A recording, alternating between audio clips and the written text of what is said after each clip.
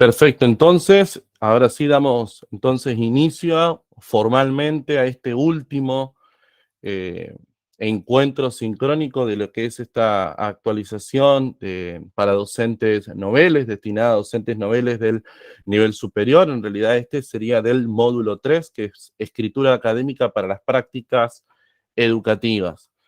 Lo que voy a hacer ahora, básicamente, como ya les anticipaba anteriormente, es presentarles una breve presentación, y perdón la redundancia, en la que hago una recopilación, selección de lo que Andrés ha ido subiendo.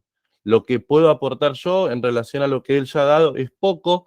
Él más que nada quería que yo hiciera un caminar hacia atrás, recorrer el camino que hemos hecho durante estos 2 meses. Voy a poner para presentar. Ahí está. Una vez que empiece a presentar, recuerden que por una cuestión lógica no voy a poder verlos más, así que si alguno de ustedes quiere intervenir, está habilitado para hacerlo. De hecho, yo he sido un cursante más, así que lo que estoy haciendo yo tranquilamente lo podría haber hecho alguno de ustedes.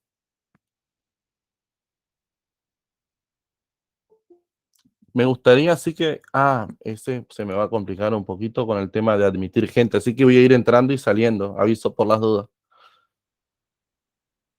Bien, ¿alguien me puede decir si se ve? No les voy a pedir. Se ve. Se ve, perfecto. Gracias entonces. Presentaciones. Ahí está. Bien. Escritura académica entonces, revisión y pequeñísimo aporte.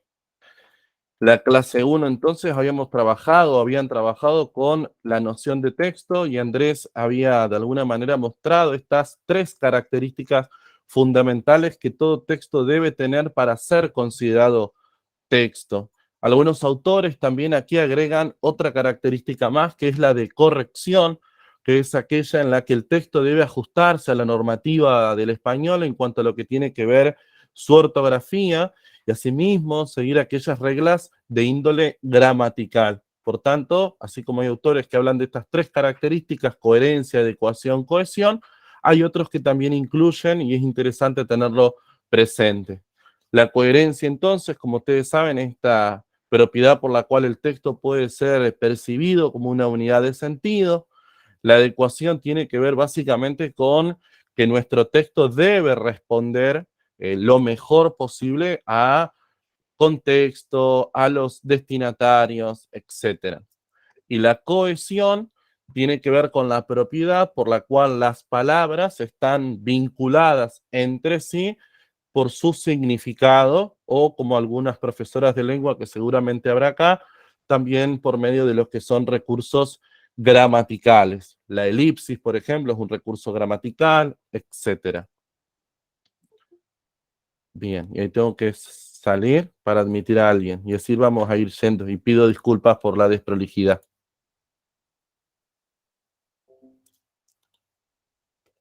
Bien, tendría que empezar desde la actual. Bien.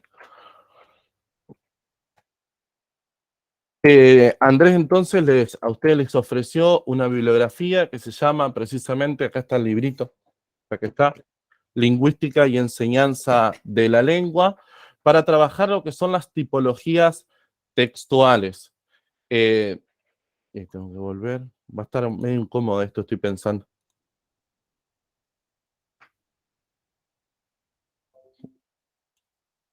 Y acá pongo desde la actual, ahí está. Bien, entonces Marta Marín con su obra Lingüística y Enseñanza de la Lengua nos va a ofrecer una tipologización de alguna manera de los textos, que tiene que ver básicamente con el desarrollo de nuestra vida social. Los géneros discursivos nunca van a dejar de aparecer en tanto y en cuanto nosotros sigamos vivos y vinculándonos entre nosotros. De hecho, cuando uno habla del discurso o el estudio del discurso en un sentido más amplio, fíjense las cantidades que han surgido especialmente en estos últimos 20 años. Andrés la vez pasada hablaba de tweets sin lugar a dudas que como género tiene su propia especificidad, lo mismo una publicación de Facebook, inclusive hasta podríamos hablar de una historia de WhatsApp o una historia de Instagram, inclusive como vamos a ver, y él ya lo había mencionado, esta cuestión de la multimedialidad, ¿no? Una historia de Instagram generalmente suele tener una foto, una imagen, después puede tener algunas palabras, alguna música, en fin. La reiteración entonces de las situaciones, los tipos de textos que se usan en ellas permite establecer que hay tipos de textos habituales. Y esto tiene que ver entonces con las situaciones comunicativas y las intencionalidades de los hablantes. En este caso, las profesoras de lengua sabrán que las funciones del lenguaje tienen que ver precisamente con lo que nosotros perseguimos al usar nuestra lengua.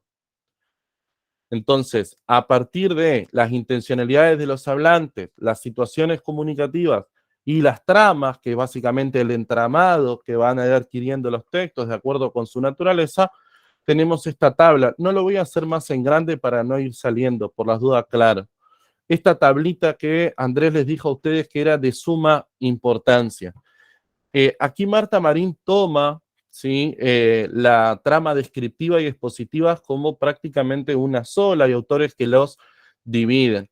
Es interesante esa disputa o esos debates entre los especialistas, dado que algunos dicen que la trama descriptiva en realidad no lo es tal, porque son poquísimos los textos que son descriptivos en sí mismos. Generalmente se ve la trama descriptiva como auxiliar o accesoria de otras, como la narrativa, por ejemplo. Aquí también toma 4 funciones del lenguaje, cuando en realidad son 6. Es entendible que la metalingüística y la función fática no estén aquí presentes porque de alguna manera no tienen que ver con no tienen que ver con la vinculación con las tramas. La fática, por ejemplo, tiene que ver con comprobar si el canal por el cual nos estamos comunicando funciona. Entonces su combinación con otra es un poco inútil. Seguidamente, Andrés les había hablado de esto, de la hipertextualidad, la multimedialidad, la interactividad, que no ha hecho más que enriquecer y por otro lado complejizar el consumo de los textos. Cuando uno lee una noticia, además de la selección, por ejemplo, de una nota que hace el periodista, uno puede ver también la entrevista que le hace directamente. Entonces uno también puede ir viendo cómo el periodista hace un recorte, pero a su vez yo también puedo ver la entrevista completa para realizar mi propia interpretación. Inclusive hasta podemos preguntarnos por qué elige tal cosa o tal otra. La hipertextualidad, esta vinculación con textos, con otros textos. En este caso es interesante la enciclopedia Wikipedia, ¿no? Fíjense cómo esa lectura hipervincular, ¿no? Cuando está en azul, nos va llevando de alguna manera a diferentes, ¿sí? Temas. A veces estamos buscando sobre la Revolución Francesa y terminamos leyendo sobre cualquier otro tema porque nos vamos de alguna manera hipervinculando. De hecho, Fernando Avendaño, que es también un referente de la didáctica de la lengua, habla de que la lectura hipervincular es una lectura nerviosa, ¿no? Y es interesante también porque nosotros como lectores, como si fuera una especie de rayuela, también vamos construyendo nuestro camino lector. Bien, en la clase 2, entonces, él había empezado a hablar sobre los textos que circulan en nuestras cátedras. Esto lo había hecho sobre la base de los aportes de ustedes, artículos, propuestas didácticas, trabajos de investigación, textos argumentativos. Yo me animaría a decir que básicamente serían dos, como los más grandes, ¿no? O sea, más allá de, obviamente están todos estos, pero el ensayo y la monografía como los textos de circulación académica por antonomasia, es decir, por excelencia. Y después él había tratado de reflexionar junto a ustedes con respecto a lo que es los criterios que tenemos que tener presente a la hora de buscar o bucear en Internet, ¿no? La autoridad, que tiene que ver con si son fiables aquellos que se muestran como los propietarios del sitio web, ¿no? Y páginas como el Instituto Cervantes, fíjense que tiene, ¿no? De alguna manera su peso dentro del mundo de las letras. Acá, claro, también que es probable que tome muchos ejemplos de mi disciplina, ¿no? La actualización, es vitalísimo que ese lugar vaya de alguna manera actualizando su información. Un sitio como el Educar, por ejemplo, es interesante porque todo el tiempo está colgando, entre comillas, información nueva. La navegabilidad, si es sencillo o no acceder a la información que se presenta. En este sentido, a mí me gusta mucho también hablar de lo que es la plataforma del Infod, ¿no? Que es la que ustedes están usando para esta capacitación, pero que también utilizan con sus estudiantes. La navegabilidad en ese sentido es bastante loable. Una vez que uno encuentra, y perdón el coloquialismo, le agarra la mano, se hace sencillo después trabajar en ello. La organización, entonces, ¿no? Esto de si es sencillo no encontrar, ¿no? Si son claros los criterios, la selección de contenidos, la legibilidad, y esto de la adecuación al destinatario también parece importante. Fíjense que un sitio como el Educar, precisamente ustedes pueden ir filtrando por niveles. Entonces, si uno es maestro, probablemente va a poner nivel primario, después puede ir también definiendo por temas. Es interesante también disponer de una página de ese tenor. Bien, clase 3, entonces. Y acá, bueno, le había hablado del plagio. Reflexionar sobre la importancia de la producción propia y la gravedad de la utilización de párrafos ajenos, dice que es una acción pedagógica ineludible. Los que trabajamos en secundaria, como calculo que la mayoría de ustedes sabrán que en ese nivel estamos más expuestos a trabajos copiados o de alguna manera plagiados. En el nivel superior debería ser menos frecuente, pero lamentablemente también hay casos. Entonces, siempre que nosotros escribimos igualmente un texto académico, como lo plantea Andrés acá, tenemos que ser conscientes que en realidad partimos de pretextos o intertextos, inclusive que hay hipertextos, ¿no? Por eso él trabajó la teoría de Genet en su momento. Eh, Todas las ideas, bueno, de hecho está, ¿no? Esa frase que dice no hay nada nuevo bajo el sol, o sea que de alguna manera las ideas siempre están presentes y probablemente a veces sin saberlo, ¿no? Estamos citando ideas ajenas. Pero bueno, como dijo Andrés igualmente, la paráfrasis va a ser una alternativa al plagio, ¿no? Yo puedo de alguna manera tomar una idea, de hecho es muy probable que yo en esto que esté exponiendo acá me esté sirviendo de los autores que fundamentalmente frecuento y que de hecho ya he nombrado algunos, Fernando Avendaño, Marta Marín, entre otros. Ahora bien, la paráfrasis consiste, como lo dice Andrés y lo explicita, o una operación intelectual que consiste en trasladar con nuestras propias palabras las ideas que ha expresado de manera oral o escrita a otra persona. Entonces lo presenta esta polifonía, ¿no? De muchas voces, superadora del vulgar plagio. Y para esto inclusive ustedes habían hecho en el foro una práctica sobre la base de un texto de Daniel, que era sobre las didácticas específicas y las didácticas general, la didáctica general, perdón. Bien. Ay, no, me equivoqué, perdón. Voy por acá. Bien, bueno, después con respecto al plagio, lo último, es interesante que recuerden esos casos paradigmáticos que él mencionó. A mí particularmente me sorprendió mucho el de Jorge Bucay porque lo desconocía. Lo mismo también que sí, la tesis de licenciatura de la primera dama, también me llamó mucho la atención. Y sobre todo que hayan pasado, ¿no? Bueno, interesante. La clase número 4, entonces, él había hablado del texto argumentativo. Perdón. El texto argumentativo tiene como finalidad persuadir al lector oyente de la verdad. Esperen un poquito que me voy a acomodar.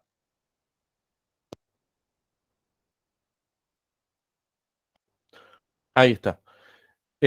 La verdad. Por eso cuando nosotros hablamos de textos argumentativos es difícil hablar de una verdad. En realidad los textos argumentativos transmiten verdades y esas verdades están mejor o de alguna manera peor fundamentadas, ¿no? Eso es importante que lo tengamos presente, ¿no? No comprar una opinión como información, como muchas veces los medios de comunicación a veces nos hacen creer algo que ya está completamente digerido, lo quieren hacer pasar como información objetiva. De hecho, yo no recuerdo, creo que era Borges, ¿no? Que el que decía cuando se discute, todos tienen razón o ninguno la tiene. Que un profesor entonces del nivel superior conozca el repertorio y los distintos mecanismos para llevar adelante una argumentación potente es muy importante. Y él acá se centró fundamentalmente en lo que son las estrategias argumentativas. Estrategias argumentativas que ahora nosotros las estamos viendo en lo que es el nivel superior, pero que están presentes con nosotros en toda nuestra vida. Siempre en cada situación que yo tengo que defender una idea, a veces hasta de manera intuitiva, por esta intuición de hablante que tenemos todos, las vamos poniendo en juegos, a veces sin ser conscientes de ello. Bueno, precisamente los estudios lingüísticos vienen a eso, ¿no? A ser consciente de aquellos que como hablantes de manera natural hacemos. Él después muestra lo que es la superestructura del texto argumentativo. Todos los textos argumentativos van a respetar esta superestructura, que es el ordenamiento básicamente en el que va a ir apareciendo esa información, un planteo de problema, donde básicamente se introduce el tema sobre el que se va a tratar. Es importante distinguir siempre tema de tesis. El tema es de qué trata un texto. Perdón, a veces yo sé que esto van a decir, sí, obvio que ya lo sabemos, pero bueno, importante a veces recordarlo. El texto es la macroestructura del texto, básicamente el eje vertebrador, mientras que la tesis es la opinión, la postura que se tiene frente a ese tema, fenómeno, hecho, etc. La demostración de la hipótesis, acá también hay que tener un poco de cuidado, especialmente en los textos que son de las ciencias sociales, es difícil la demostración como tal. En las ciencias exactas o en otros tipos de ciencia es una demostración un poco más cabal. En realidad, cuando hablamos de ciencias sociales es mejor a veces la utilización del término fundamentación o razones, en fin. Y acá no me voy obviamente a detener en explicar cada uno de todos estos recursos, pero sirvan algunos como ejemplos, y fíjense, y empiezo precisamente con ejemplificación. Es importante casos particulares a veces para sostener lo que digo, sin caer en la generalización, como Andrés ya les había advertido en los encuentros. Estos de las generalizaciones es tristemente muy común. Las citas de autoridad, que bueno, ahí ustedes ya saben que para citar las voces ajenas, las normas APA, que es justamente lo que vamos a tratar un poquito, revisar un poquito después, son vitales para la inclusión de las voces, ya sean directas o parafraseadas. Las preguntas retóricas, que es aquella pregunta que no busca una respuesta, sino más bien motivar una reflexión. La analogía, que también en el caso y acá como párrafo y aporte, ¿no? Muchas de estas mismas estrategias, las que son docentes de lengua lo sabrán, también se utilizan en el texto expositivo explicativo. La ejemplificación, el planteo de causa-consecuencias, la analogía, también son usados en los textos que sirven para vehiculizar información. Bien. Eh, la concesión y la refutación, que son dos estrategias que están bastante juntas. La concesión, acepto en parte lo que el otro dice para después no endilgarle mi opinión de alguna manera, y en la refutación es precisamente la negación de lo que el otro dice. Bien, sigo avanzando entonces, clases 5 y 6. Y aquí, cuando Andrés compartió con ustedes, honestamente hablando, también fui nutrido por saberes de esta nueva edición de las normas APA, y me resultó interesante, y calculo que a ustedes también, ¿no? Estas reflexiones de Andrés respecto de por qué una institución que está en América del Norte debe de alguna manera normar, reglar producciones académicas, en este caso de nosotros que estamos al sur del sur, ¿no? Como dice la canción de las pelotas, América del Sur, bien al sur, ¿no? Cómo de alguna manera esta, sí, este uso académico norteamericano se hizo extensivo a todo el globo. Más allá de esto, y como él dice, zanjada esta diferencia, y tenemos que aprender a usar estas normas APA porque en el mundillo académico en el que nos movemos son necesarias básicamente para la unidad, así como es necesario fijar normas y reglas para el uso de la lengua en pos de la unidad lingüística. Aquí también unificar normas y criterios va a hacer que una persona que está en Nueva Zelanda pueda comprender un paper que sale de la UBA, que sale de alguna de las otras universidades. Por eso mismo, ¿no? Dice que el papel de o este sistema APA en la definición de los estándares es ineludible en cualquier institución educativa.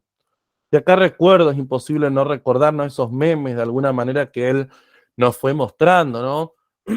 Todos nosotros cuando ingresamos al profesorado y empezamos a escuchar hablar de normas APA, se nos ha generado cierto escozor que nos dura hasta el día de hoy.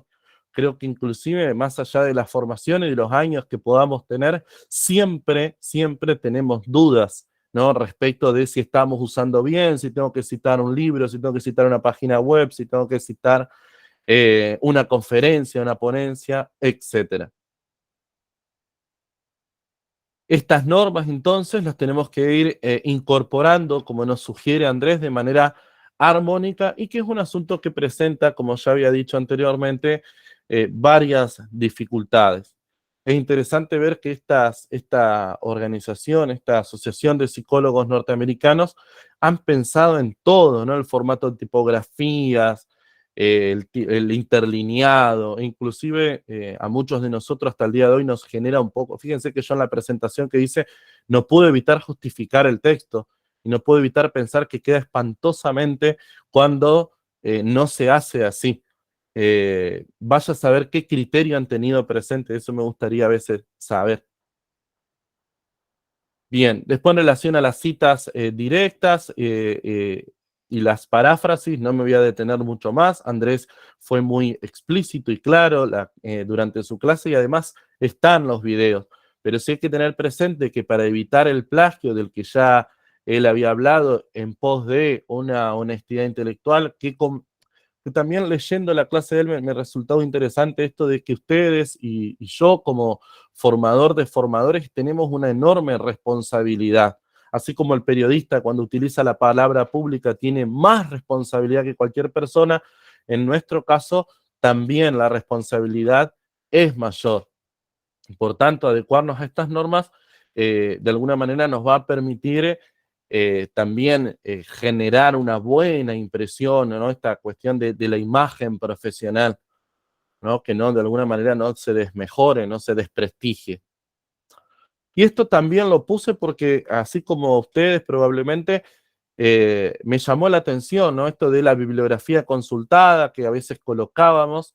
Yo cuando estudié el profesorado de lengua y literatura, y calculo que los que son un poco también grandes, o por lo menos que estuvieron en los planes anteriores, hacíamos este trabajo de seminario, que era el que terminaba o coronaba de alguna manera la carrera, y al final nosotros no solamente poníamos la bibliografía de lo efectivamente citado, sino también aquellas fuentes consultadas, pero que no habíamos citado.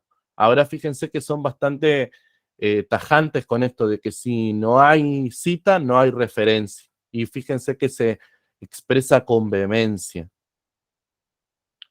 Bien, y esto acá vendría el aporte para esta clase, pero antes vuelvo acá un poquito. Les pido disculpas la velocidad con la que estoy desarrollando, hilvanando mi discurso.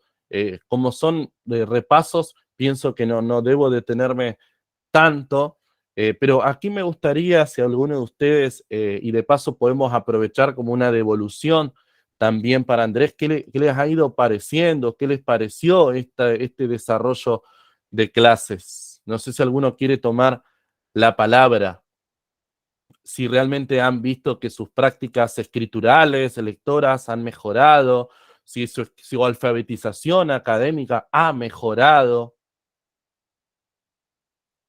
A ver si alguien escribió algo, no vi. Bien. Bueno, si ninguno quiere decir nada, entonces, sí, sin duda, dice, bien, ya lo estoy aplicando. Es la idea, es la idea. Sí, yo también he aprendido muchísimo en esta actualización. De Andrés, como ya les dije, yo lo tuve de docente, lo he disfrutado bastante. Fundamentalmente me he nutrido más de Daniel, porque, bueno, hay cosas que obviamente, ¿no? En la práctica cotidiana. Ajá, María Luz, perdón, dice ayer, le mencionaba a mis alumnos la importancia de las normas APA. Sí, más allá de que no es que tenemos, como, más allá de que las tenemos que aceptar, esto no implica que no podamos reflexionar y debatir respecto de por qué tenemos o no. Pero bueno, como puso Andrés, ¿no? Hay que zanjar esa diferencia y lamentablemente aceptar con resignación. Bien, para entonces, esta parte de la clase, yo había pensado, Andrés había sugerido varios géneros discursivos de circulación académica. Lo cierto es que por una cuestión de tiempo no vamos a poder desarrollar todo lo que él había pensado y aprovecho a excusarme públicamente. Pero sí me he quedado con el ensayo y la monografía, que me parece, como lo dije al principio, dos géneros que son primero y principal. Bien, a ver. Natalia dice que ha sido muy significativo y lo aplico. Bien, enhorabuena entonces, enhorabuena. Eh, Antes igualmente de comenzar, me gustaría compartir con ustedes de este mismo material de Marta Marín, un concepto que ella vierte y que me parece interesante dejárselos a ustedes, que esta alfabetización en sentido amplio. Dice la autora que la alfabetización es un desarrollo que dura toda la vida del individuo. Esta situación en sentido amplio o conocimiento letrado avanzan sus saberes y desempeños a medida que se va encontrando con hechos, perdón, de lectoescritura más complejos. Esto implica que la lectoescritura no es lo que se aprende en los primeros grados, sino una actividad comunicativa continua del individuo en la sociedad, un desempeño de sus competencias comunicativas por medio de la palabra. ¿Qué quiere decir esto? Que si ninguno de ustedes ha tenido la experiencia de escribir una tesis, probablemente cuando se enfrenten a esa labor van a tener que ustedes empaparse de información relacionada con la especificidad de ese género discursivo. Lo mismo pasaría si quiero mandar una nota o, por ejemplo, una carta de lectores a un diario. Tengo que saber qué va a llevar mi firma, que muy probablemente va a tener mi documento, que es un texto de naturaleza argumentativa. De hecho, y acá aprovecho también para comentar por qué mis nervios, es la primera vez que me toca dar clases a colegas de alguna manera, entonces es lógico que esto ha exigido de mí que me predisponga de otra manera y que haya preparado, buscado, etcétera. Entonces, cada situación de lectoescritura nuevo, mejor dicho, cada contacto social nuevo, hace que nosotros pongamos en juego nuestra competencia comunicativa en juego para justamente tratar de dar respuesta a esa situación. Por eso es importante esto del final, ¿no? Que este desempeño está siempre en vías de ser mejorado.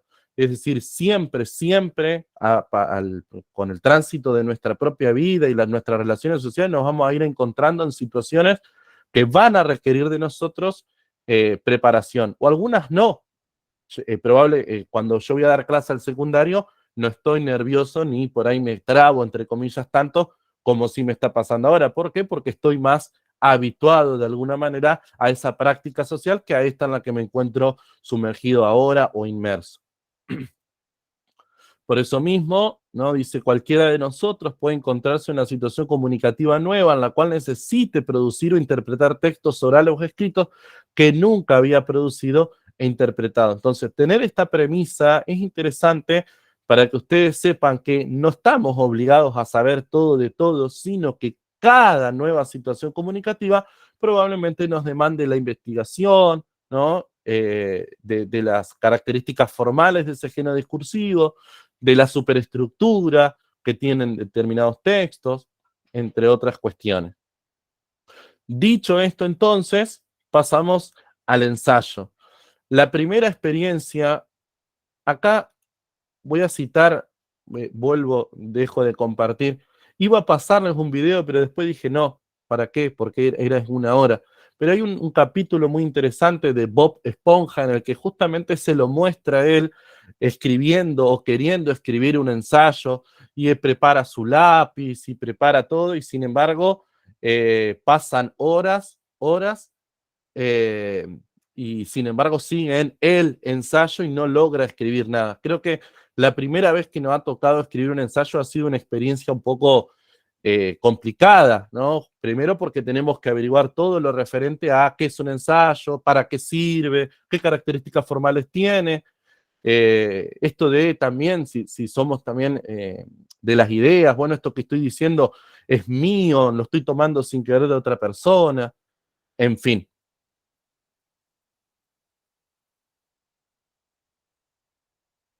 Vuelvo entonces aquí. Los ensayos entonces van a tener una superestructura que tiene una introducción, desarrollo, demostración, conclusión. Que esto en realidad podemos aplicarlo a todos los textos.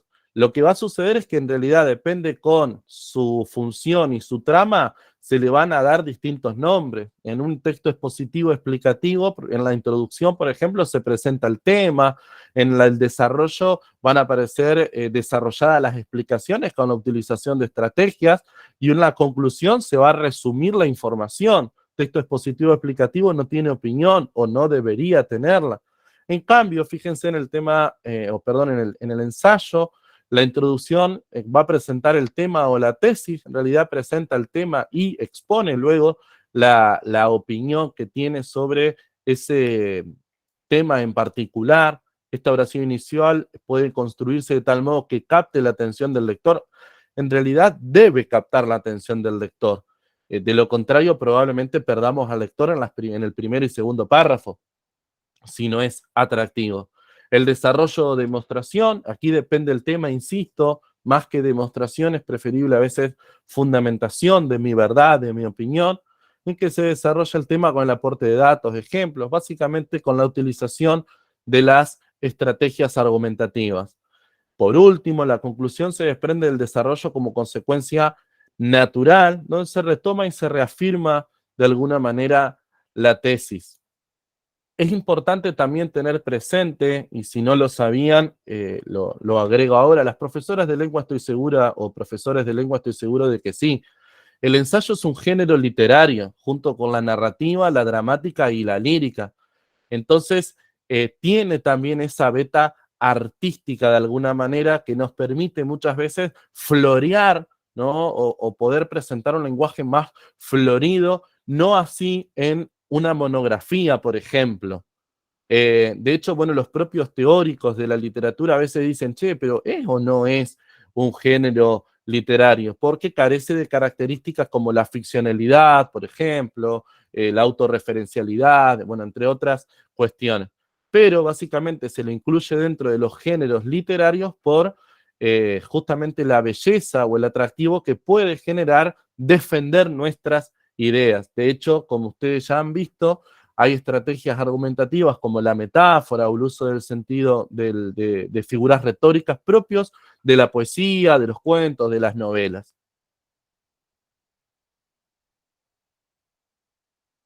Bien, acá yo he visto anotado un ejemplo, que es Adolescencia y el lenguaje de von Bordelois. Me interesa compartir solamente con ustedes el inicio. No sé si se está viendo, ¿me pueden decir si se ve o no? Sí, sí se ve. Ahí está, bárbaro. Este texto yo lo trabajo mucho con estudiantes de primer año, justamente para ver la relación que hay entre adolescencia y lenguaje. Fíjense que ya el título me anticipa el tema, adolescencia y lenguaje, pero todavía no opinó nada, ¿no? Y tiene esta cita de George Steiner al principio, justamente para tratar de captar la atención, ¿no? En este caso de su lector. La autora es Yvonne Bordelois y el libro, lo tenía por acá arriba. Bueno, el libro se llama El país que nos habla. Lectura muy recomendable no solo para los docentes de lengua, sino también para todos aquellos que estén interesados en cuestiones relacionadas a nuestra lengua. La salpicadura del ruido, la imposibilidad de hallar espacios reservados al silencio, ya sea en la vida privada o en la vida pública o en la educación que se reserva a los niños, me parece la más grave contaminación que conoce la cultura moderna. Para muchos seres humanos, la noche se ha tornado tan ruidosa como el día y una habitación silenciosa, un infierno y una tortura. En nuestra cultura va a producirse un cambio total. Estas graves palabras de Joe Steiner bien pueden introducirnos en el serio problema de la fractura del lenguaje que se manifiesta en nuestros adolescentes. Fíjense ustedes ese inicio, ¿no? Bastante apocalíptico, ¿no? Esto de cómo la autora, en este caso, citando a Joel Steiner, nos introducen en la temática que luego va a abordar y ya también manifiesta su tesis, ¿no? La fractura de alguna manera, ¿no? Que ya lo va a llamar más adelante, empobrecimiento lingüístico. Básicamente, la tesis de la autora es el empobrecimiento lingüístico de que son objeto o víctimas de alguna manera los adolescentes. Igualmente, al final nos da una beta esperanzadora de lo que es el adolescente y su lenguaje, porque son bastante innovadores en la utilización de su lenguaje. Y ella va a dar varios ejemplos, ¿no? Sí, sobre todo de esto de la admiración ¿cómo puedo decir? En este caso acá, da ejemplos sobre las mujeres, por ejemplo, ¿no? Como en otra época a la mujer se le decía que era una mona, que probablemente hoy, si alguna de ustedes le dice o recibe eso como cierto halago, lo va a quedar mirando bastante feo, ¿no? Y sin embargo, los adolescentes utilizan otros nombres, ¿no? Como diosas, ¿no? Entre otras. Bien, por último, y con esto cierro, con la monografía, que también va a respetar, como les decía, lo que es la superestructura argumentativa, pero bueno, acá tenemos que tener el planteo de hipótesis o problema, el tema de la formalidad en el uso del lenguaje, así como en el ensayo podemos permitirnos ser un poco floridos, en la monografía en lo posible tenemos que usar un lenguaje más denotativo, más claro, sin acudir en lo posible a metáforas, ¿sí? El uso muchas veces de un lenguaje figurado en una monografía oscurece porque, como ustedes saben, el lenguaje figurado, más que decir, sugiere sentidos. Entonces, cuando escribamos una monografía, lo primero y vital que tenemos que tener presente es la utilización de un lenguaje claro y denotativo. Y obviamente tender lo más posible a un registro más bien formal. Bien, está, muchas gracias por su atención. Este entonces ha sido mi aporte. Les pido disculpas si estuve un poco acelerado, pero bueno, no queríamos, en realidad Andrés no quería que ustedes se quedaran sin esta revisión de alguna manera de los temas que él ha trabajado con ustedes. Entre no tener revisión y esta revisión, al menos tenemos una revisión. De mi parte, honestamente, ha sido una experiencia maravillosa haber estado estos 2 meses como tutor. De hecho, esta labor no termina porque voy a estar a las 10:30 junto a Daniel, que dicho sea de paso ya me ha enviado su propuesta final, que bueno, no la he mirado todavía, me la envió anoche, así que seguramente él nos va a comentar y nos va a comentar de qué se va a tratar. Andrés, me lamentaba mucho no poder estar hoy. En realidad está en una reunión en Buenos Aires y no puede conectarse directamente. Por eso es que me pidió a mí como favor si lo podía suplir.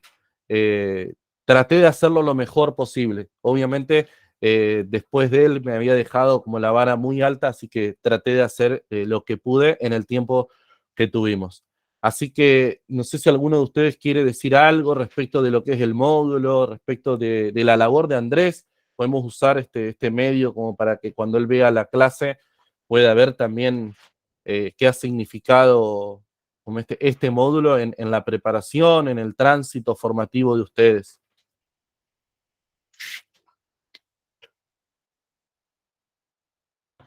Bien. Oh, Juan, perdón. Sí. Bueno, el módulo hermoso y necesario, sobre todo para generar consensos en el nivel superior, ¿no? Así que bueno, eso. Y por otro lado, quería preguntarte si hay algún trabajo final en este módulo. Sí, en realidad, bien que lo preguntaste, Carolina. Yo no subí las consignas aparte porque en la presentación que él dejó de la clase 6, al final están las consignas. Ahí se acuerdan el texto este de las 250 palabras en el que ustedes tienen que corregir una monografía, que la monografía sí ya la subí. No subí las consignas aparte por eso, pero bueno, ya que estamos aprovechando, les digo, a ver si lo puedo... No, si abro toda la plataforma. No lo vi, eso lo subieron cuando. En la presentación, en la misma presentación de la clase 6, en el Ajá, final de la presentación, ahí está la consigna. ok, listo.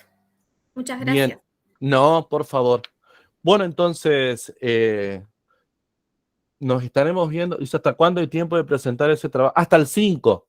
Sí, hasta el 5. Igualmente, como ustedes pueden ver, no digo que sea sencillo, yo sé que hoy en día todo cuesta el doble y los procesos de redacción en sí son trabajosos, ¿no? Por eso escribir siempre cuesta más que leer. Creo que esto ya lo sabemos, el esfuerzo intelectual es mayor, pero sin dudas que es una actividad pensada justamente como para coronar esta cuestión y no pedirles algo que sea muy extenso y que demande de ustedes horas y horas que por ahí no tiene mucho sentido.